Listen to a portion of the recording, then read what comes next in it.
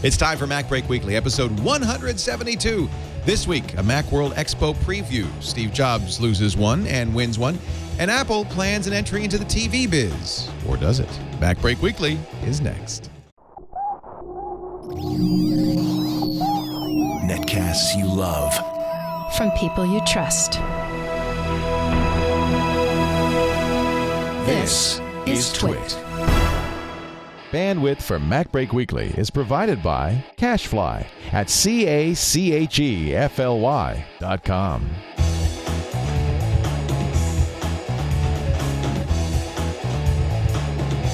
This is MacBreak Weekly, episode 172 for December 22nd, 2009. There's always a Donna.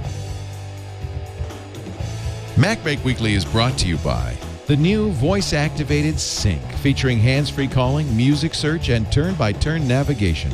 Available exclusively on Ford, Lincoln, and Mercury vehicles.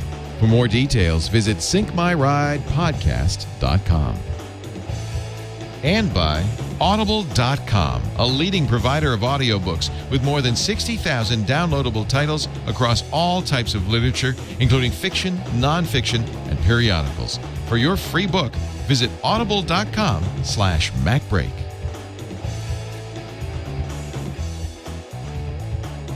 It's time for MacBreak Weekly, the show that covers everything there is to know about Macintosh computers, iPods, iPhones, the Zune. No, not the Zune. Everything. I make that joke every time. Everything except the Zune.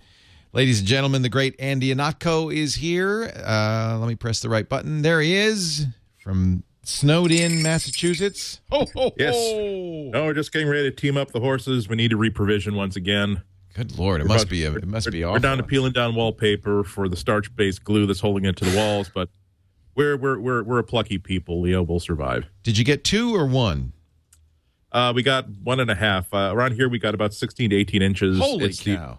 I'm at the age where I define snowfall by the amount of inches that have to fall before I call my neighbor's kid to come over and do it for me. And where's that line? I called the neighbor's kid. They have a lovely gas-powered snow throwing machine. I swear to God, the night before I got the shovels out. I got my snow gear out. I spent a good 10 minutes staring out my front window in my pajamas, listening to the sound of that gas engine and thinking, you know what? I have $40. I'm going to make another $40 very quickly. Power. It seems like this is a problem with a very ready solution to the satisfaction of both of the parties involved in this transaction. So. Well, I'm glad you made it out of the snowborn hell you were in. Here also, Mr. Alex Lindsay, who knows nothing from snow. He's back from Pittsburgh. I was in D.C. Oh, you were in D.C. I was. Did you get stranded? I drove to Dulles Airport on Saturday afternoon. It was the most exciting drive I've ever made. Wow, in a cab or? No, I drove. And as I was going sideways down 95 towards a fuel tanker that was parked in front of me, I thought, well, this was really a bad idea. But fortunately, I caught His last thought as he slides under the tanker. This was a bad idea. Probably shouldn't have done that. Four hours from Baltimore to IAD, it was so it was exciting. I got a good heavy dose of the snow, of the weather. It was it was definitely an experience to be had. I think I posted some of that to my Twitter thing. I think I posted photos of cars strewn. Oh, I'll have to look at that. Yeah, it was quite a thing. That's fun. It's an adventure. I kept on telling myself that because it was an adventure every moment. But it was fun. I only I lost like a day. That's not so bad. No. Well, you did miss our Christmas party. I know. I feel bad about that. Well, you missed a great party. But Carlita came with Malachi and Isabella. I know. It sounded like she was wonderful. I'm so glad she came. Yeah. Also with us, not feeling well. He's a little under the weather, but he's plucky. The plucky Paul Kent from Macworld Expo. Hey, Paul. I'm plucky. I have no weather tales. I'm out here in Silicon Valley. The sun is out. Everything's nice. But hi, Andy. Do you have a cold, Hello, Paul? Is that what's laying you low? I woke up a little funky today, and as the day went on, it continued to get a little bit weirder. So I'm going to take it easy the rest of the day to make sure that I can get through the holiday. It might just be we've been just going so hard, making all these good things happen for Macworld. Well, that's the thing. I mean, you don't get much time off between now and February when Macworld takes off. The funny thing is remember, for the past 25 years, Macworld has been the first week or second week of January. So this is luxury time for us. You feel like, Oh, it's not that bad. That's right. Yeah. So how is the planning coming along? We're really excited. The show is coming together fantastically. It's going to be a very interesting show between the product viewing experience for attendees on the show floor. We've got great participation from a wide variety of exhibitors, everything from big companies like HP, Microsoft, IBM signed on the other day. Oh, that's great. I'm glad to hear that. Sure. Microphones and headphones, they've signed on for a while. Big companies that distribute a lot of kind of useful utilities like Dr. Bot and Other World Computing are involved with us. So we're excited about the big companies, and we're excited about the amazing small developers that make up a large part of our market. So people like Rogue Amoeba, Boink Software, Max Speech. So there's going to be a lot of great things for people to see at the show. Because Apple has dropped out, this will be the first Macworld without Apple giving a big keynote and having will they have a booth?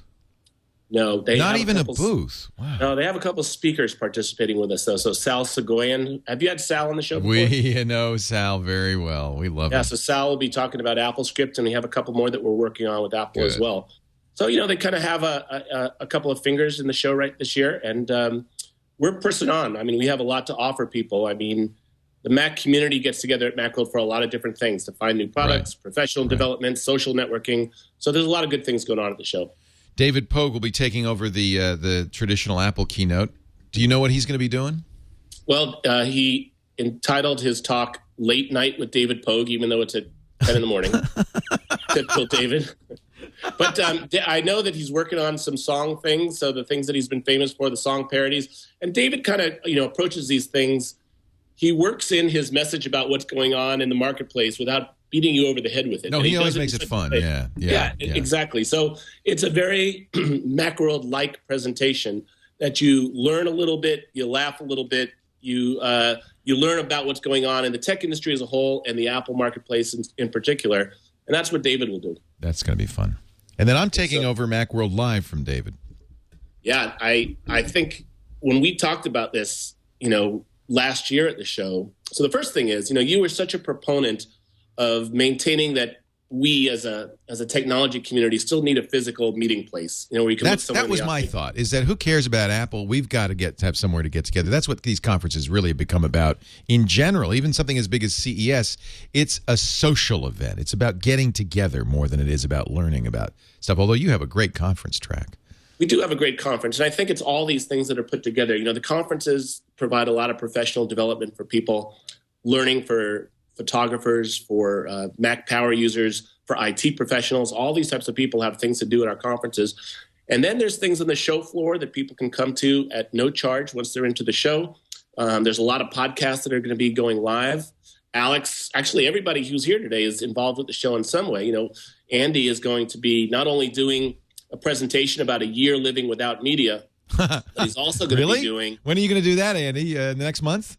No. I spent all of 2009 not buying any physical media of any kind. Oh, wow. That's right. That's interesting. We'll see how well I did. You only have, Andy, you only have one more week. Are you going to go crazy January 1st? I've been going to my local comic shop every Wednesday or every Thursday like clockwork because it's one of the social things I do. On Wednesday, for the last time, I will leave and say, nothing for me today, thank you, as I've been doing every week for the past year. And next week, I already have the cash set aside. I'm going to bring a basket. I'm going to be I already know all the trade paperbacks I'm going to buy that I missed, all the comics that I missed. You got to end your talk. Do this whole talk about a year without media, and then end the talk with the shopping list that you have for January 1st. I have a wearable video camera that I intend to be wearing while I'm shopping. just to document. It's okay. Just in case the grandkids ever ask, Grandpa, did you ever spend more than $900 at a comic book shop? Well, lad, there was that one There was one day. I saved it up all year. But there's something that's delicious about that. That'll be a fun presentation. I see John Gruber has been added to the list of presentations. Gruber's great. I love his stuff. John's been added. And also David Biedny, because I don't know if you're aware, this is the 20th anniversary of Photoshop. So David, who's well known in the graphic world, he'll be doing some really cool stuff. He'll be actually showing a demonstration of Photoshop 1. Oh, great.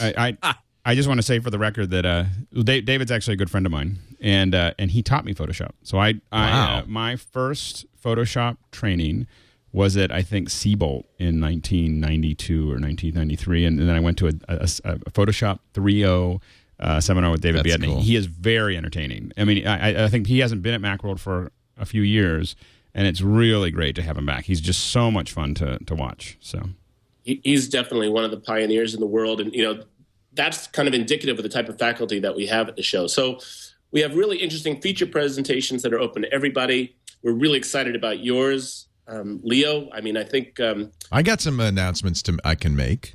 Let's hear them. If you'd like me to make them. Please. We've been booking people. We're very excited. Roger McGuinn, who is the founder of the Byrds, is going to be performing.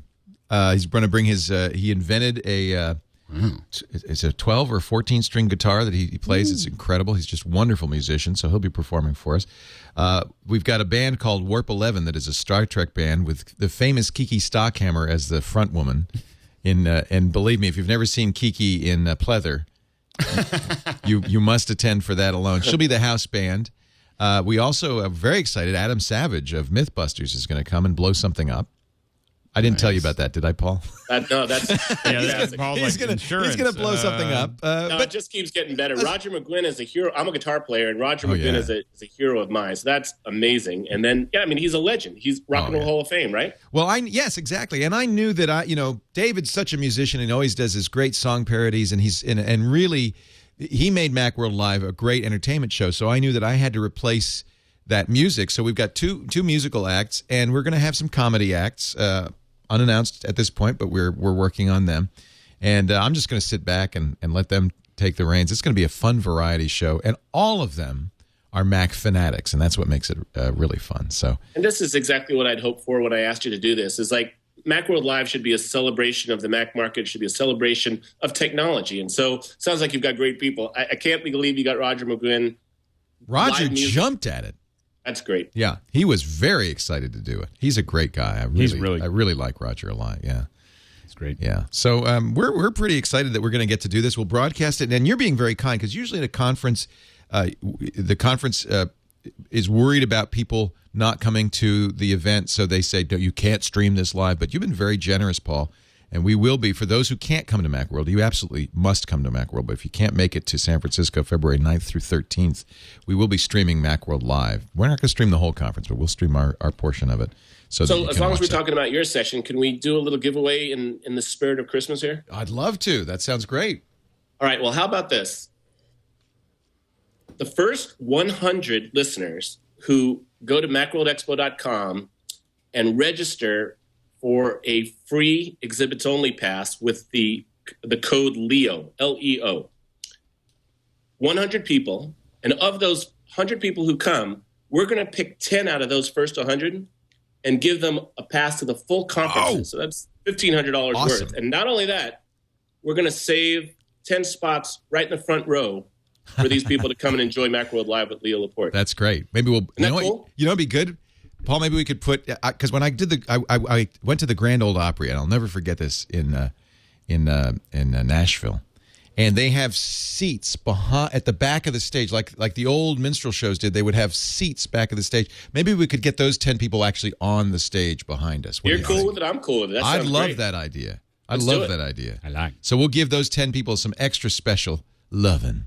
Perfect. So not only this, so we got 100 free passes to the exhibit floor and to see all the feature presentations. And that's David, that's Leo, that's Kevin Smith, the filmmaker. Yeah. So they get into all of these free presentations. But also, if anybody wants to come to the users conference or IT conference, that Leo code, if you've been thinking about coming to the conferences, is good for a 20% discount on any of our conference packages. That's really great. That's very generous, Paul. Thank you. Oh, we're so happy to do it. We're so happy you're going to be with us. The show's going to be a blast, and it's just going to be, like I said, it's a celebration of all things that are related to Apple products. Yeah, I'm excited. I really am. I'm really grateful to you and to IDG for really keeping Macworld on the front burner and making it a great event.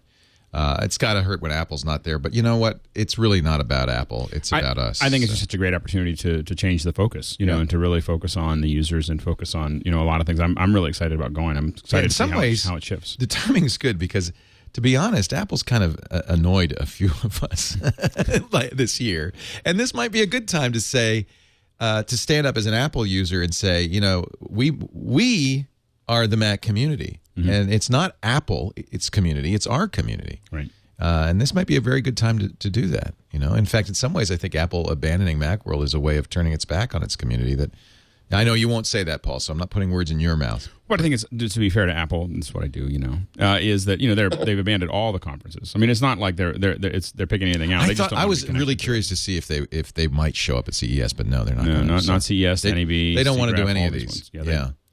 And I have to say, this is the one where this is. I thought it was a strange decision because of all the conferences, this is where the faithful gather. Right. Once a year in San Francisco, we all get together. We party together. We talk together, and it really is developers. It's as important as WWDC for developers. I really think it's kind of Anyway, we're going to be there, and we're glad, Paul, that you've kept the flame burning, the torch burning. Well, thanks very much. I mean, we're going to host Alex doing all sorts of things related to MacBreak live on the show floor. You'll be doing this feature presentation. Andy's doing 2 presentations. He's doing the one we just mentioned. And then also we just announced that Andy is going to be bringing a friend of his, someone who's very well known in the webcomic space, Scott Kurtz, is going to be coming. And Andy's going to be doing an interview with Scott Kurtz. So PvP online. That's great. Exactly, yeah. Well, so great stuff. And we'll definitely have more to talk about. We're most of our announcements for Macworld are going to happen the week of January 11th. But we're going to have a booth on the show floor, and people are really basically going to be able to see us doing all these MacBreaks that we put out that week. They're going to be able to see us working on them. Right. So it's going to be really fun. Yeah, you've got a really interesting setup there. Yeah. If you've wanted to see how Alex does simply the best video production in the community, you can actually watch them at work. It's going to be really cool. Yeah, we're real excited. Paul, Ken, all the best. I hope you feel a little bit better. Don't work too hard today. Give yourself one day off, all right? I'll take one. Thanks, guys. All right. Don't forget, MacWorldExpo.com, coupon code Leo. First 100 people, free admission to Macworld Expo. 10 will be picked at random to get full conference passes and to be seated on the back. In the back there, we're going to get you nice high-backed chairs, just like they have at the Grand Ole Opry, to watch Roger McGuinn. We'll give you protective glasses when Adam Savage comes on stage, and you'll have the best view of the house. Gallagher concert. It will be. Yeah, we'll give you the sheet. Here's your poncho, and here's your sheet. Congratulations on being the lucky winner. And you'll have the best view of Kiki Stockhammer ever. So it's going to be well worth it just for that alone. Thank you, Paul. Feel better soon. All right. Happy holidays, everyone. Happy holidays. Paul Kent from Macworld Expo and IDG. He's working really hard. He's the guy who's kept the flame alive on the Macworld Expo. For the last few years. He's been working on it for years, and I'm really, I know some people say, and I know, Alex, you defend Apple. They don't have to make an announcement. They just need to they don't have to even buy a big booth. They need to be there. Well, I think they're going to be there. I mean, I think they're going to be at all these conferences. I just don't think it's just a matter of official capacity. I think a lot of it has to do with, where you spend the resources, and also it is just as someone who get scared every time I have to think about even putting a booth up or anything else.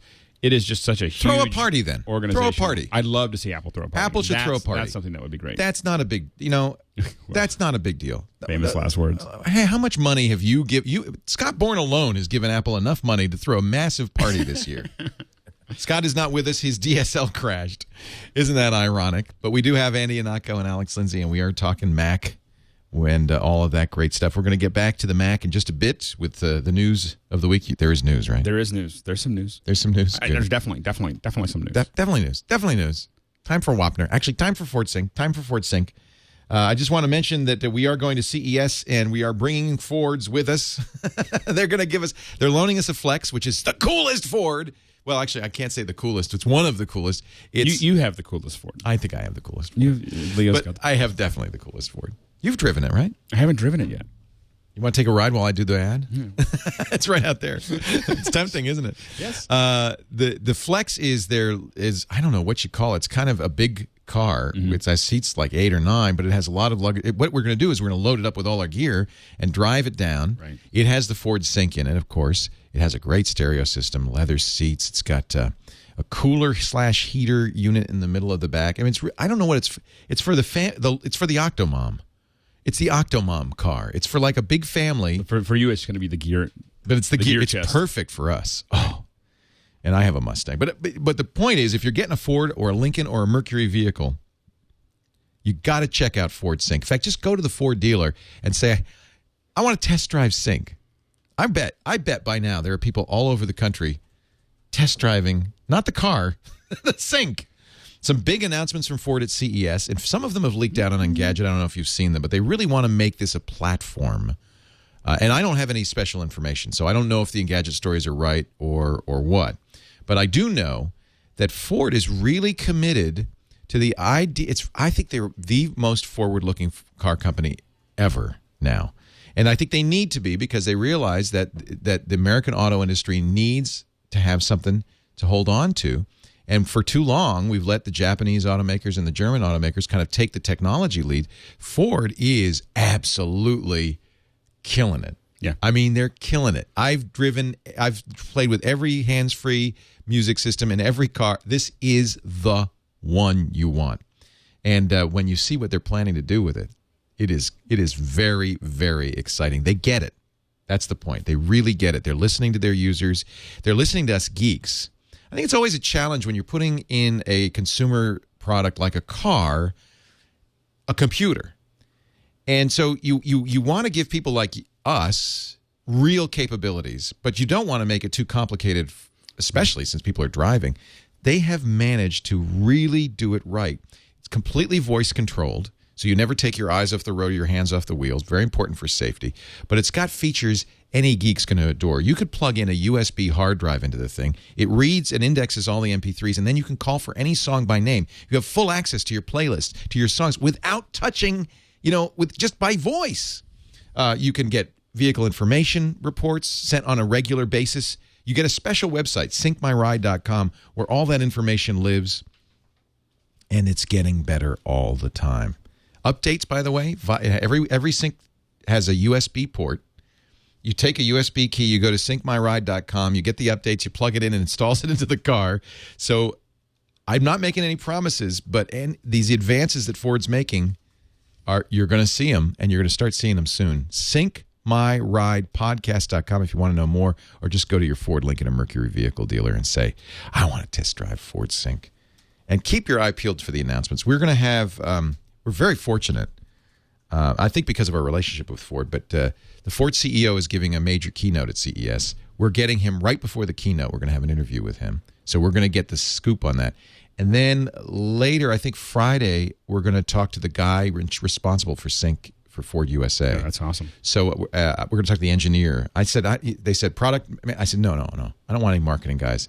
I want the engineer. Right. So the engineer responsible for Ford Sync is going to talk about not only what they're doing, but by then they'll be able to say what they plan. Wow. And I'm very, I probably shouldn't say anything because we'll just leave it for 2 weeks. You can wait 2 weeks. Let's get to the Mac news. By the way, it works great with the iPhone and the iPod. Don't worry about that. In fact, it has A2DP, so when you get in the car, in the Bluetooth, when my iPhone syncs, it starts playing the song that I was playing. Or in my case, I always leave it the book on tape. Or the book on tape. I just betrayed my age. I believe it's book on bits these days. It used to be. It was. I remember. Do you remember, Andy? Did you, when you listened to books, audiobooks, did you ever do the cassettes? I had Bob and Ray on cassette. There was a time when the local salvage store in Boston there was a 2-year period in which every single Star Trek original series actor had a biography. 3 months later, it would be remaindered at a fire sale. So I got every version of every original cast member's autobiography, book on tape, on cassette, of which George Takei's was the best. But yeah, as a matter of fact, it was really very cool. I was going through an old storage locker where I had, when I made the transition finally to digital and I stopped putting cassettes in my car, I still had the big cardboard box of cassettes from like the passenger footwell of the car. And it was a time capsule of everything I was listening to back then. And at least 1/3 of those things were Bob and Ray cassettes or books on tape.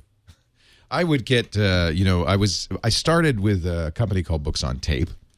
And they ship you a box this big with like 20 cassettes in it. And you only have a month, by the way. That was the other thing. I like Audible because you can take as long as you want. But you only had a month. And, frequently a cassette would be jammed or broken. And they replace it. But that, you're stopped. You're stuck. It's like, oh, no, I don't have my book.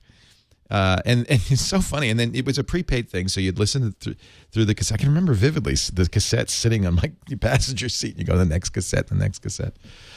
My parents were using cassettes and CDs up until I got them an iPod, and then Audible. Audible really has changed the whole thing. But that's an ad for another time, another place.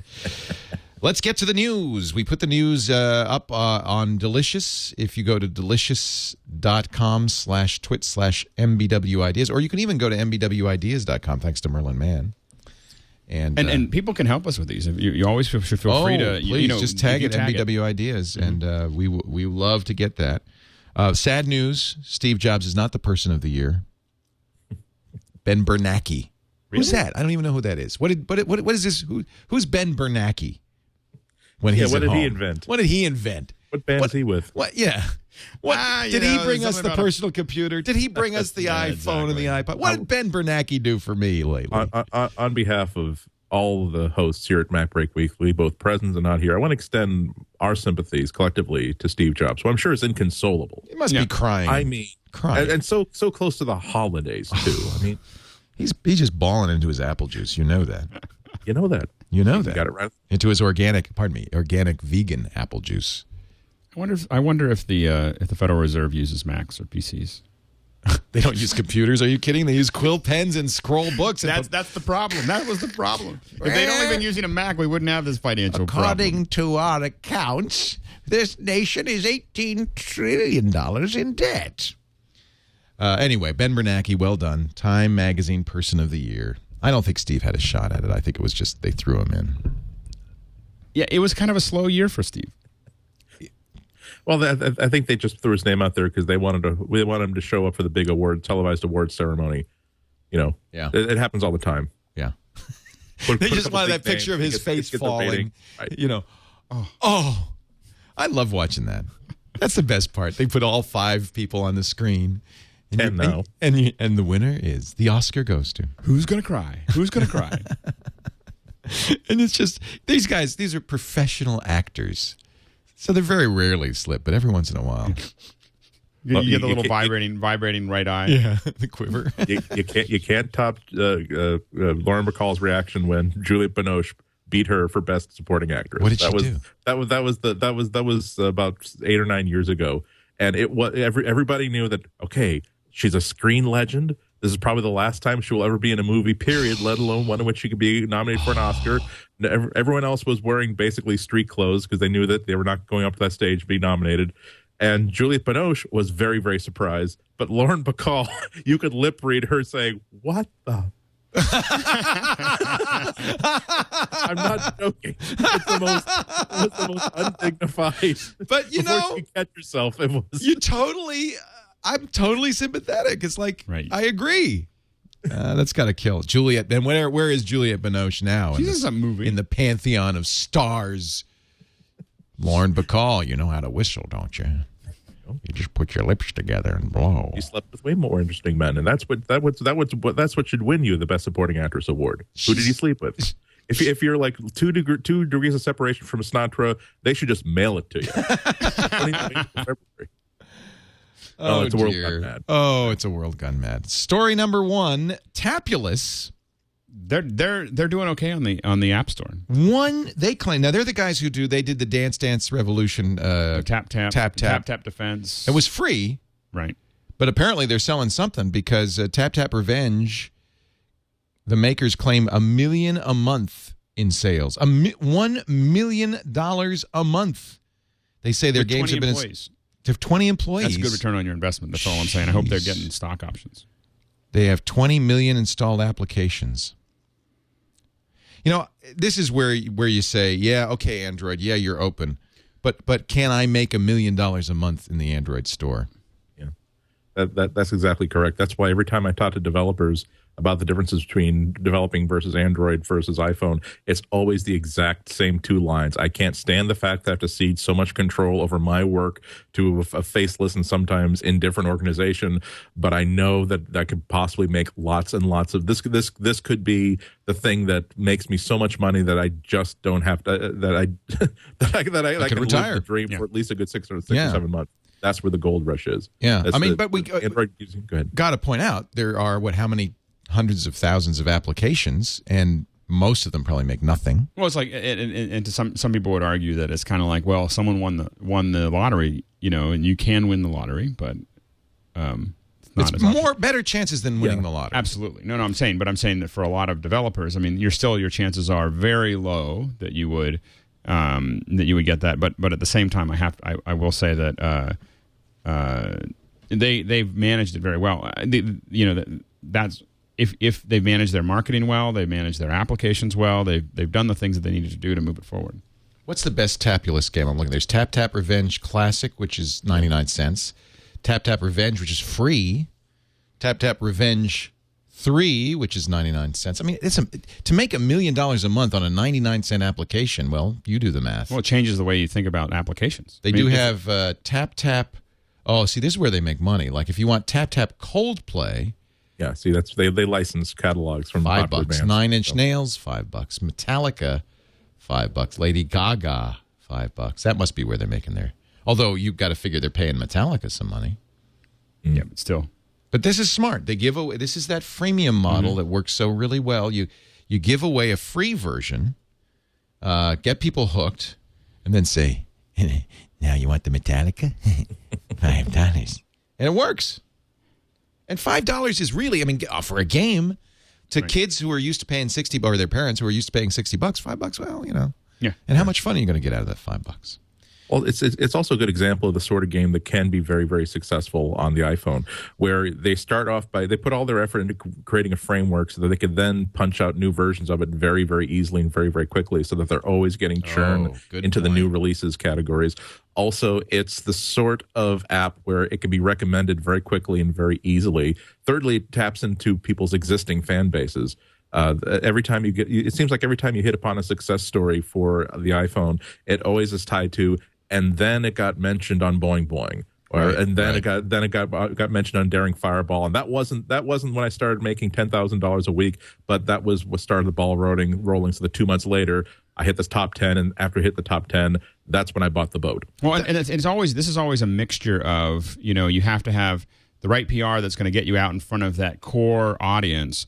But what's going to, in the end, what's going to make it work is a solid application. I mean, it's not going to have that growth and that explosion without, creating something solid, whether it's media or applications. And reviews, 5.5, 4.5-star reviews for all of the apps. I mean, people love this game. Word of mouth is very important. I think you're right. I think they have to get a little help from outside sources because there are so many apps. Being just, discovery is difficult. Apple probably has a lot to do with that, and when it features an app. That must make a huge difference as well. Epic has announced that they have ported Unreal Engine 3 to the iPhone and iPod Touch. Now that's saying something. I mean, that is a very tough engine. I'm excited.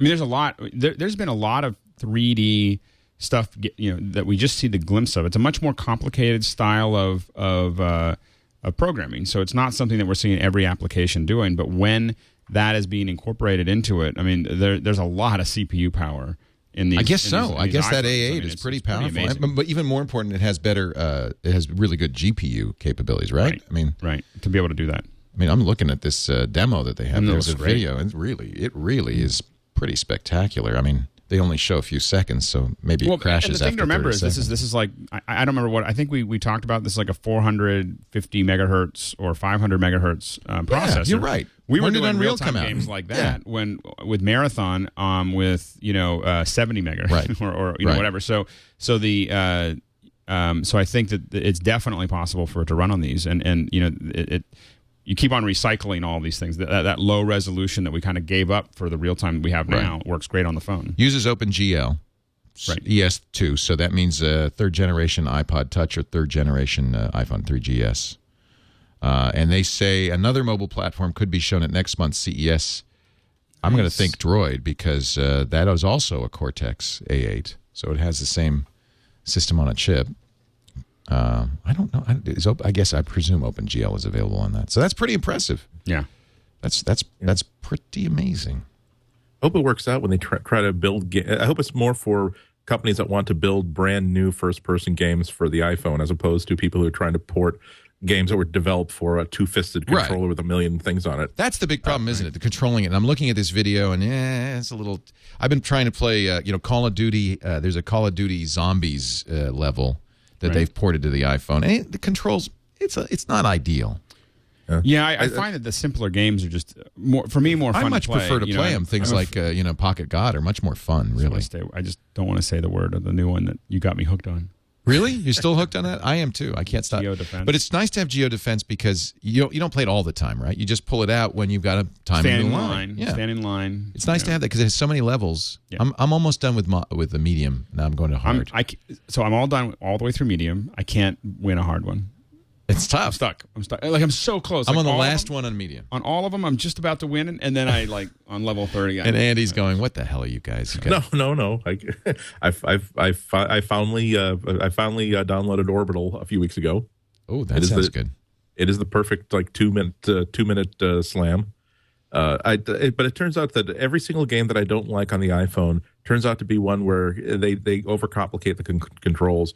You still have to design a game, it seems as though, so that there's a distinct area underneath your thumbs for gameplay, but the rest of it is just looking at the screen. I think you have to design the game for the platform. Yeah. And, you know what's great, and it's still one of the top selling games on the iPhone is Spider. Have you played that? I have not. Because you are a spider. Your goal is to catch insects. The beautifully rendered backgrounds, and it's a very simple game. You use your finger to throw the spider to the next place so he can jump around. So it's very simple to jump around. And then if you want to spin a web, you tap the spider, then flick him, and he can make a web. And of course, that's how you catch the bugs. It's perfect for this platform. And I think that's really the secret, is designed for the platform, Apple has released new graphics firmware for the 27-inch iMacs. We've been talking about all the problems people are having with them, flickering, corruption problems. Apple says it's the Radeon 4670 and 4850 video cards. That's the ones we have. Oh, we have the 48. I can't remember if I upgraded. What's the stock card for the 27? Is that the stock card? Anyway, they say the glitches, and according to Mac News Network, the glitches might be why you were getting shipping delays for the 27. We talked about that last week. We also heard about cracked screens. An analyst with NPD said, it's just they're selling really well. And it's hard. It's hard to, they just sell that's it. An Apple fan. Yeah. Oh, the problem is it's just too successful. But it's faster, more agile, and more responsive to my needs than any 27-inch Windows machine with a cracked screen. I'm keeping it. I like it. Jobs did win a kind of the consolation first runner-up. He has been named by the what is this school? INSEAD Business School, INSEAD Business School. The number one CEO. It'll be published in the Harvard Business Review in the next issue. 2,000 CEOs, not measured by popularity or ethics. Oh, heaven forfend.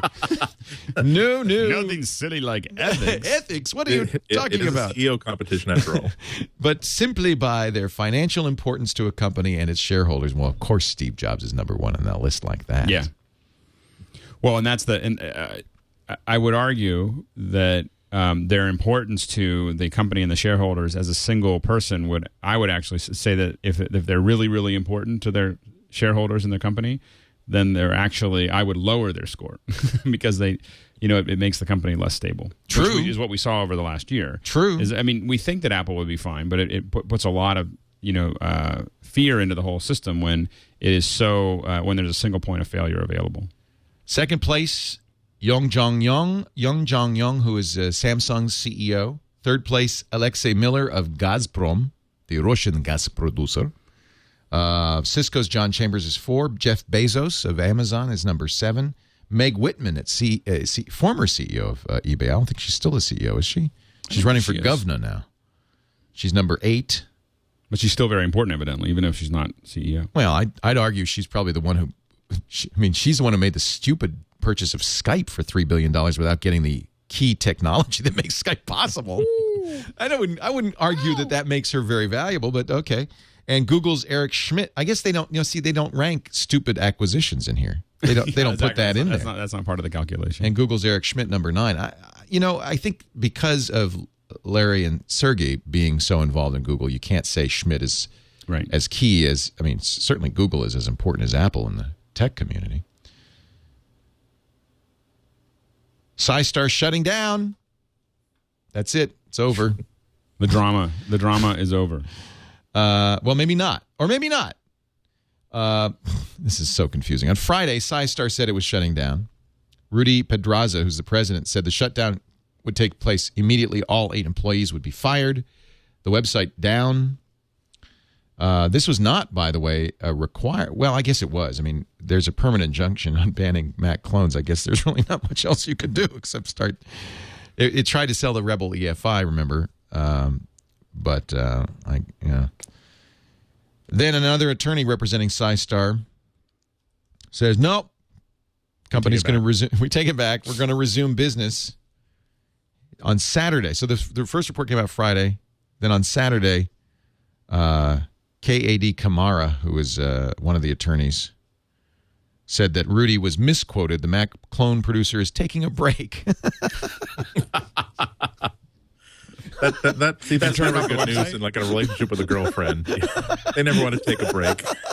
I just, can we just take a break for a few, just a little short break, and it's not you, it's me. My house with you. Yeah, just want to take a break.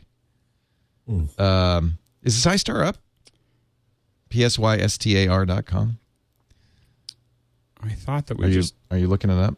Hold on, I'm trying to get to it. We're just taking a little hiatus. We're taking a break. That's what it's taking a break.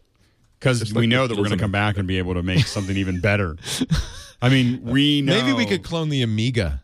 Yeah, exactly. Does anybody mind if we clone the Amiga? Working our way up.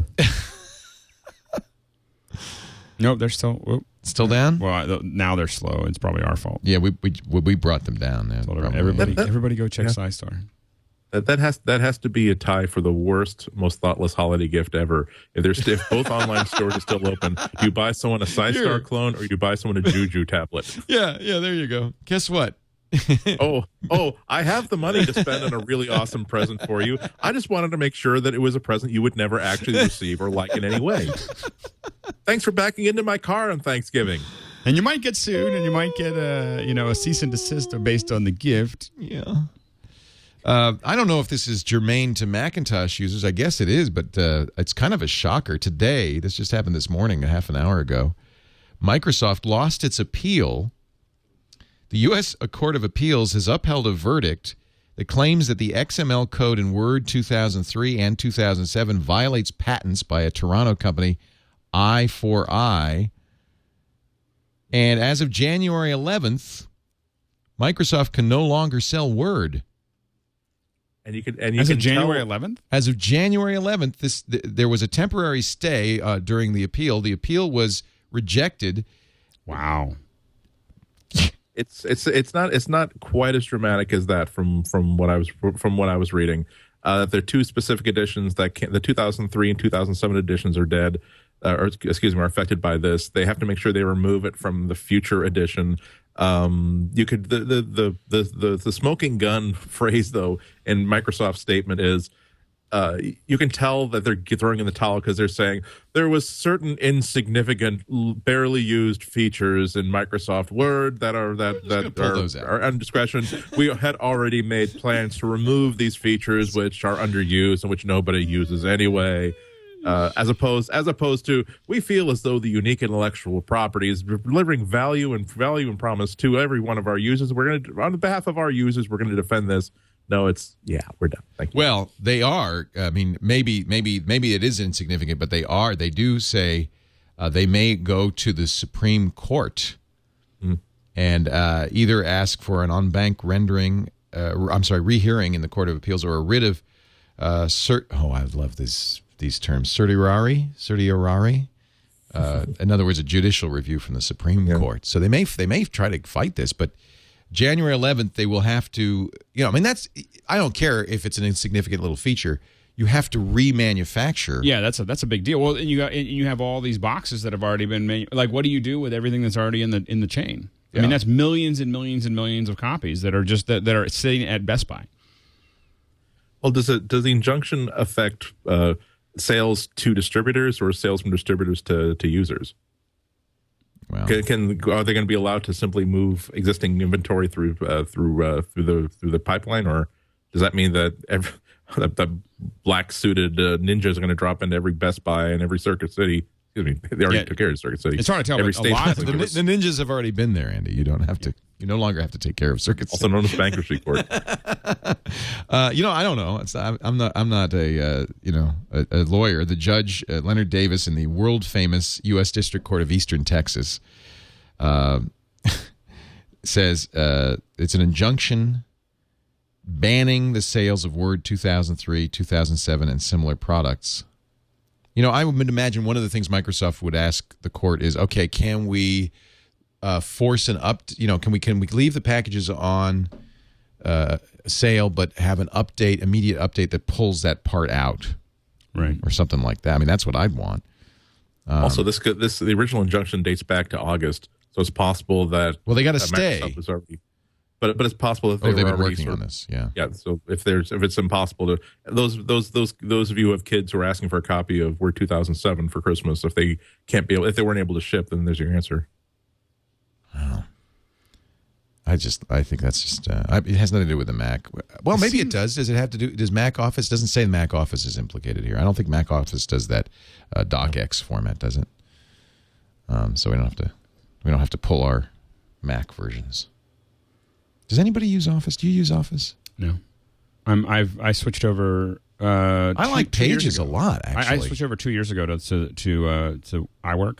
Yeah, I like Pages a lot, but I mostly use Google Docs. When I send people stuff. What I love, the thing that I use the most out of Pages is a little mail to. So I sit there and I work on a document. And I just go mail to, and I can make it a PDF or a Microsoft Word document or a Pages document, and just mail it to someone straight from the application, or it just opens up mail. And it does a very good job of reading and writing Word. So I've never had a problem forth with annotations and everything else. Back and forth with people with Word, and it's working. I get Word. I get my advertising copy in doc format. Right. In fact, I think sometimes it's docx format, and I just open it in Pages, and it's fine. Well, what we do, and a lot of times we have to rebuild people's presentations for video, is we actually bring their PowerPoint into Keynote, because we can actually make it much nicer in Keynote than. Andy, does like the Chicago Sun-Times want Word or no? No, as a matter of fact, for the first 8 or 9 years, my editor didn't even want a text file attachment. He just wanted me to paste it into an email. Yeah, they just want plain text. Yep, that's one of the reasons why I keep loving Scrivener, because it makes it keeps a complete distinction between what you're writing and then sending it to someplace else to have something else done with it. I write it in whatever format I like, with all the annotations I like, with all the structure I like, with all the outlines I like. When it comes time to send copies to the Sun-Times, I actually use that term. I burn a copy in HTML format for the website, and then I burn a shorter RTF file for the editor who does the print edition, all from the same file. It's such a 2009 way of managing creative content. I love it. It's so antiquated. So you're still using low ASCII. Oh, I remember using that. 8-bit? No, 7-bit. Remember, uppercase L is also usable as a number 1. You didn't want diacritical marks, did you? 7-bit ASCII. Boy, those were the days. Yeah, those were. But that makes sense. And when I write my book, I don't do it anymore. When I wrote books, Q wanted them in Word. But I think they were using revision tracking in Word. That would be one of the few things that you really need it for. I just do everything in TextEdit. I write everything TextEdit, and then I move it sometimes to Pages. But I start, because I just don't want everything. I don't want any extras. I don't want anything like when I'm just trying to put text down. Well, that's why I love Google Docs, and it's great to share and all that stuff. And Google Docs will output as a plane. Well, get Gears. What? Get Gears. Yeah. No, I just the craziest thing is that when I build lots of spreadsheets, and when I do the spreadsheets, I build it in numbers, and then I mail it to my Gmail account as an Excel file, and then I open it in Gmail and then share it on Google Docs, because I need everyone else to be able to get it. I don't want to build it on Google Docs because it's too slow. Google Docs is like, I can build a great document in about 1/10 the time it would take me to build it in Google Docs in Numbers, and then I just get it onto Google Docs and let everyone edit it from there. But it's anyway. Our business manager, our COO, Lisa, says she refuses to use Google Docs because it's too slow. She insisted on having Excel. That's what makes me a little crazy. Yeah, I couldn't get her to use Numbers. So she's a Windows woman. Numbers is to Excel. I don't even know how to say that. Well, is what a Mac is to a PC. I mean, it just that it is so. There are so many nice things in Numbers that you. But that's because you like presentations. If you're a numbers person, lowercase numbers person, I think Numbers is not great. I think Excel is more powerful as well. I make lots and lots of sometimes fairly complex spreadsheets, that are very integrated and have all these pieces and everything else. But I don't do them at nearly the level of a big corporation. You should see what Lisa does, and she really needs Excel. I mean, that's really, I can understand that. Andy, you were going to say something? No, I was just going to say that maybe this is a cultural thing, but I just have so many worries about everything that people can get. If I were to start to run my creative business through Google Docs, if I were to keep that in the cloud, where anybody who managed to find out my password might be able to look at everything that I'm thinking about, everything I'm planning, and all the projects that I'm investing in, that would really just get me worried. I know it's my responsibility to pick strong passwords. It's my responsibility to keep changing them. But even if there were just a 2-week window, I'm doing a project right now that I'm not telling anybody about because it's so speculative. But it's not even a financial thing. I just would creep me out to think I have a document that's out there, and if somebody knows that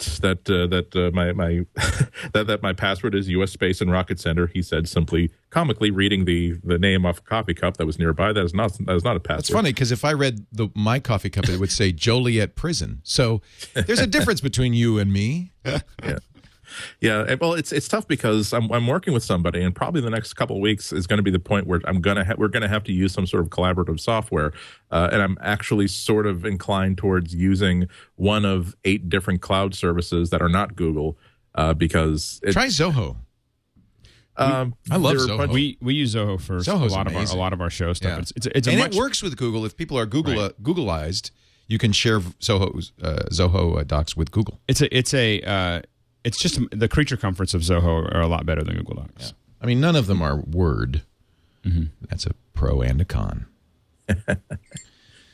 Moving along, this is a big story. Disney, according to the Wall Street Journal, CBS and Disney are considering, now Disney is obvious, but CBS, participating in an upcoming plan by Apple that we'd heard rumors about before to offer, get ready for this, television subscription services over the internet. The proposed service, this is the Wall Street Journal, which Apple, in my opinion, has been using to launch trial balloons, leaks, and hints for some time, back to Steve Jobs' illness.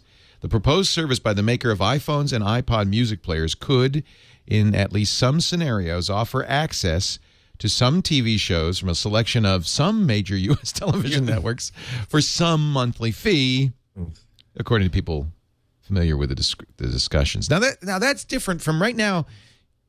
I don't understand how that's different from what I can do right now. I'm watching Glee, and I want to watch it on iTunes. So I paid for a subscription. When the new episode comes out, I get it automatically. How is this different from that? This is $2 to $4 a month to watch a bunch of stuff from ABC. So you subscribe to CBS's entire, or some subset of their. Yeah, if it's created by outside production studios, it would not necessarily be, which is pretty often. So it really will be the in-house stuff that Disney and CBS create, right, as opposed to stuff created by American Idol. For example, I think that if it was like Law and Order, I think is produced by an outside company, so you wouldn't necessarily get Law and Order, but you can get that on Netflix. This is happening already. I mean, Rogers is doing something similar in Canada.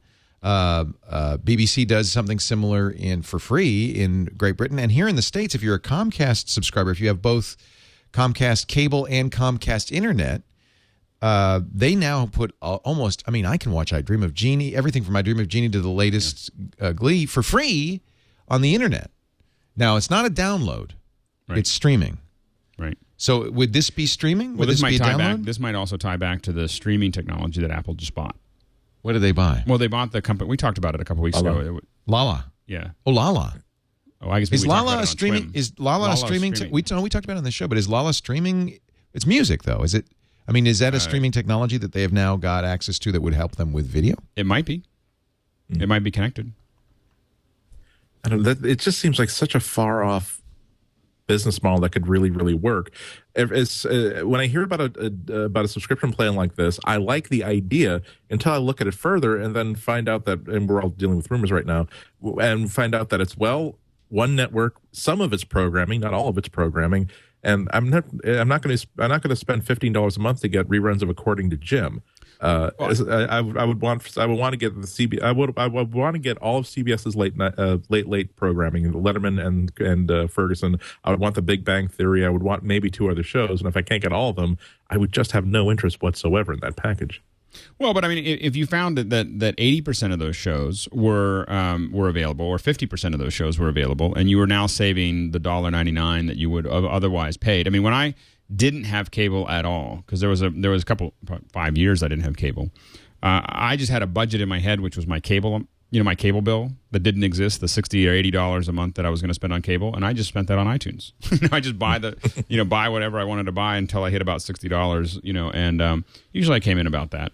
I think the one thing people will respect is why is the price of their current cable subscription will look cheap if they start having to subscribe to a la carte to each one of these, to CBS and ABC and point. CNN. Yeah. They'll realize that buying it as a bundle actually makes more sense than they think. Everyone talks about wanting to subscribe a la carte, but if they have to make money on each subscriber, you end up in a whole different world. Well, truthfully, when I say a la carte, I mean show by show, not network by network. Well, this is network by network. Yeah, that's what they're and talking I'm much about more here. interested in show by show because I don't want to buy all of CBS. You're right. I don't want to buy all that crap. I want to buy one.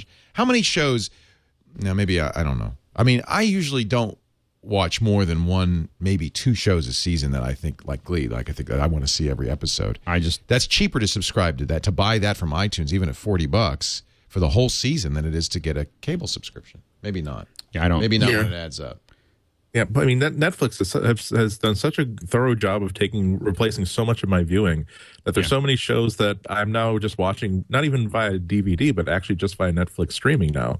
The Top Gear has just hit Netflix streaming. Man vs. Food has hit streaming. Mythbusters is on streaming. Most of my favorite shows are now available via streaming. I just feel as though once you add 2 layers of complexity to the choice, not only having to subscribe to another service and making sure that it has the packaging that I want, but also now making sure, okay, so the big screen TV that I have that has the cable box in it, I'll have to make sure I have an Apple TV there, or I'll have to have another compatible device there, but I won't be able to get that same programming on the device downstairs that has the Roku plugged into it. So I'll either have to swap the Roku for an Apple TV or do this. And there are a lot of bad things about cable television. But you do like the fact that for a very low amount of money, you get a tuner that will stream all this content, and you get 400 channels of stuff that you can at least tolerate. Well, and the Journal says Apple faces an uphill battle because a number of media companies, they include, in this case, News Corp, the famous Rupert Murdoch, Viacom, Turner, Discovery, all seem opposed to or leaning away from signing on, according to people familiar. NBC Universal, which Comcast now owns, well, they're not going to sign up. Comcast isn't going to let them do that. Well, I think that everyone is afraid of seeing Apple. No one wants to give Apple the ground that they got when it came to music. They've learned you can only do that once. Yeah, they I think they really got clear that Steve's pretty good at what he does, and if you give him enough ground to take it, he's going to take it all. And while he probably saved the music industry to some degree, I think that he I think that's the real issue is that they don't want Apple to have the same dominance, and so they're going to make them go through a lot of hoops. We already saw that with electronic publishing, where if there's one thing that could get every single publisher and every single distributor to band together, it's realizing of what the damage that Apple did to the music industry in a business sense, by creating one big gorilla that now everybody has to deal with, for good or for bad. Well, but and then the music industry, I mean, the publishing industry gets out of that and goes into Amazon and realizes that, that's not any. That was like out of the frying pan into the fire. Yeah. But they got a lot of those exclusives. Right now, there are at least 4 different online stores where you can buy pretty much the same book. And then when you take a look at when you start taking a look at, if I want to buy the new the new Ted Kennedy memoir. It's $24 from the Reader store. It's $21 from this other store, and it's $9.99 or $9.99 or $15 from Amazon. So at least there's competition, but now you realize why Amazon gets exclusive on some of that pricing. Right. Well, and also it's got to terrify these publishers. I mean, we talked a little bit about this in This Week in Media, but it's got to terrify these when Stephen Covey starts doing exclusive when the authors are now bypassing the publishers and going straight to Amazon. Right to Amazon. That's that's something that Apple has not gone down the path as an author, that's in your interest. You're going to make more money. Absolutely, and you don't need the publisher anymore because there's no print. Especially if you're well known. Yeah. He's one of the best. Well, and publishers don't market you if you're not well known. That's the irony of it. Right. They only put marketing dollars on Danielle Steele and Steve Covey. They don't put marketing dollars on Leo Laporte when he writes a book. That's up to you to market it. Right, so you're gaining nothing. Exactly. When they start, but that's got to be, you only needed them when you had to get on. You only needed them when you had to get shelf space, and now you don't. Right, and when Apple one line that Apple has not crossed, and I think that it at first I didn't understand why, and when I saw the Covey article, I realized why. It was because if I'm a publisher, man, that you're now chewing into my if Amazon did that effectively, or if Apple did that effectively with lots of bands. It would just tear the whole market in half. Well, and maybe that's what the television executives are thinking. That the story in the Journal says that the rumor was Apple was going to sell advertising free.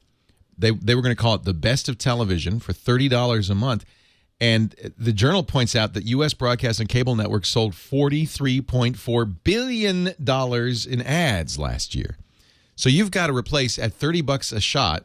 $43 billion ain't gonna do the math. Right, it ain't gonna happen. So, but they do have to figure this out. I mean, one of the other things that you think it'll happen anyway? No. Well, they got to figure out. I mean, Apple has to figure it out, and the industry has to figure out how to Well, their solution now is Hulu. Yeah, and each is doing their own, right? I mean, there's not going to be one Hulu, but you have to go to CBS.com to see CBS shows, NBC.com to see NBC shows. And I think that one of the big gorillas in the in the theater, so to speak, are you have YouTube that's going 1080p. YouTube is talking about adding subscriptions. They have 1080p. They're talking about possibly pay-per-view downloads. They're talking about, and they already have advertising revenue. I mean, that should scare them far more than than Apple. Right. Anyway, we'll see.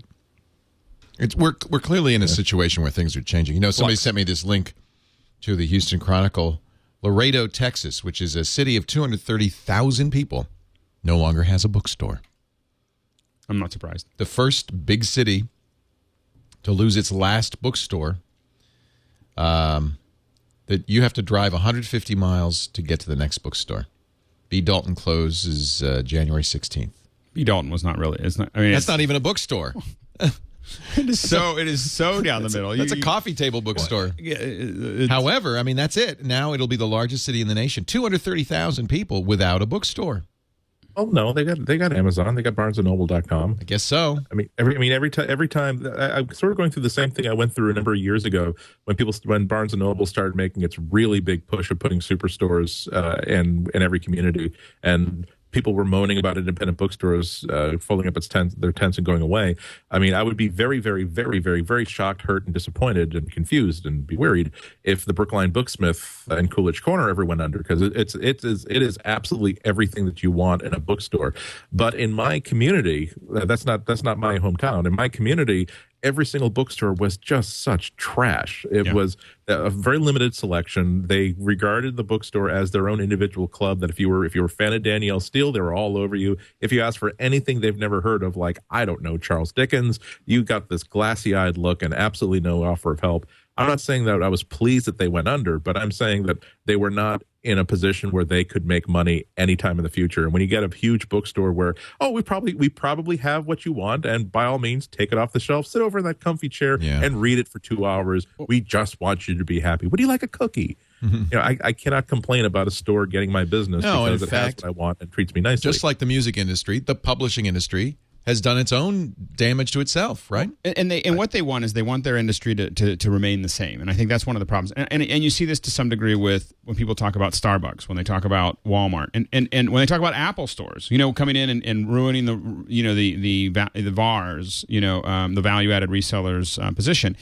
is if you are producing a truly unique offering, people will keep on coming. There's a great coffee shop in Pittsburgh, probably one of the best coffee shops in the country, called the Beehive, and it was one of the first ones in Pittsburgh. And it was there when I was there, and we used to be there at 2:00 in the morning, having coffee. It was there when women still had Beehive hairdos.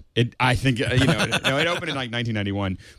But what's interesting, there's a great truck stop, by the way, if you're ever driving up to Reading, called Pantyhose Junction. Yeah, where the waitresses, all in their 60s, are wearing short shorts, pantyhose, and Beehive hairdos. This is germane to nothing, but go ahead. So here's the interesting thing is that what people know is that Starbucks oftentimes looks for other coffee shops as this would be a successful place to put a coffee shop, and so Starbucks put a coffee shop cat-a-corner to the Beehive. Of course they did. The Beehive has expanded twice. Oh, that's since. Great. Oh, I love hearing that. It is the biggest coffee shop now, and Starbucks doesn't do that well. And I talked to the owner about it. I said, how has Starbucks across the street affected you? And he goes, it's the best thing that ever happened to us.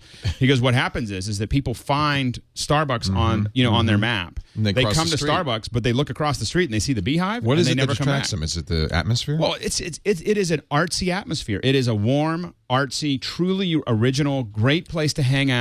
It is. If anyone wants to do a model of how you should make a coffee shop that can compete with Starbucks, they should go to South Side in Pittsburgh and look at the Beehive. It's amazing. The same message for everything. Where the bookstore Andy was describing, coffee shops, record stores, even movie stores. It's about service. It's about atmosphere. It's not about unique and niche. Now our local movie store, Hollywood, just disappeared one day. Yeah.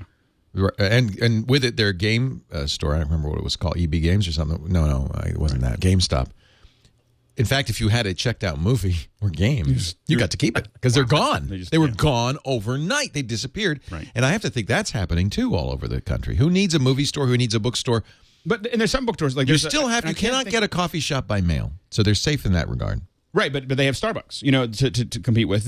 Just up the road a piece in Santa Rosa, there's a Starbucks and a Pete's Caddy Corner. Right next to them, a Barnes & Noble. Right. And the local independent Copperfields. It's one corner, one intersection in that town, are exact demonstration of this war. Well, and then you look. Well, you want to hear something funny? Mm-hmm. A Barnes & Noble moved into Coolidge Corner about 6 or 7 years ago, and the Booksmith ran them out of business. Yeah. They closed their doors 3 years ago. Love hearing that. If the community is going to support a business, you're good. If a community is not willing to support a business, you can't blame Walmart. You can't blame Barnes & Noble. Let me backpedal on that a little bit, because sometimes those people do things that are very, very mean and very, very anti-competitive. But communities, if these people would not go out of business if they were incredibly profitable. So spend your money where you want to spend your money. Well, but I think that also it's providing a service that is unique and individual and is a high quality. That's what a local producer can do. That's what an individual can do. They can be nimble. They can react. In some respects, not for every business. Not for every business, but if you don't have that business, you should really be thinking about it, because that's there's a bookstore. Like, bookstores are it's a dangerous field to be in. There's an architectural bookstore, and I can't think of the name of it, in Berkeley on 4th Street.